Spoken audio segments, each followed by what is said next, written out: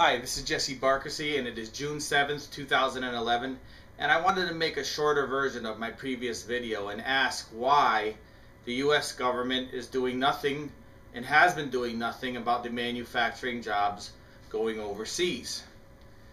Now, I've been trading stocks since I was 18 years old, and I'm 43 years old right now. Okay, I went to business school. I understand economics and business. I can't understand why they wouldn't give a tax break of 80, 90, or even 98% to some of the manufacturers that have to move overseas. It seems to me to get 2% or 10% of the taxes from a manufacturer rather than zero is worth it if they can stay in this country, if they can employ 100 or 1,000 people.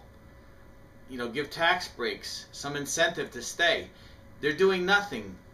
They're playing around and twittering around with their Schwarzenweiners. Yeah, I said it. They're playing around and they're twittering with their Schwarzenweiners all day. What kind of government is this? Mickey Mouse government. So I just wanted to say this quickly, and I just don't get it. I cannot for the life of me understand why they do nothing. They vote on these contracts for these companies that are already here that do nothing to recirculate money back in the United States. If you're going to put money into something, put it into something sustainable where the money flows back and circulates within the United States. The problem is it goes to the manufacturing, it goes to the oil companies, oil countries, which are a lot of them do not favor the United States. And like I said, I think they're twittering with their Schwarzenweiners. And I can't even, that says it all, in my opinion. They're asleep, and they can create literally 10 million jobs in a year or two if they really wanted to, by investing it properly. Something that can recirculate money.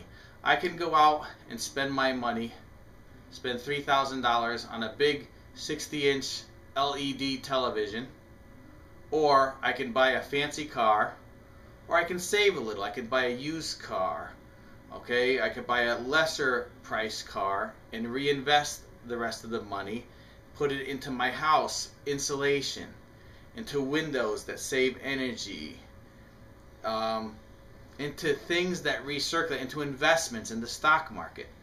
So instead of spending $40,000 on a car, I could buy a car for $10,000 or $20,000 and invest $20,000 and learn how to invest it in the stock market. Or if I don't know how to do that, put it in the bonds.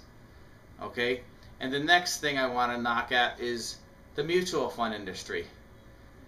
Do this for your homework. Get a chart of the mutual funds, a 10 and 20 year chart, and see if that fund has made any progress in 10 years.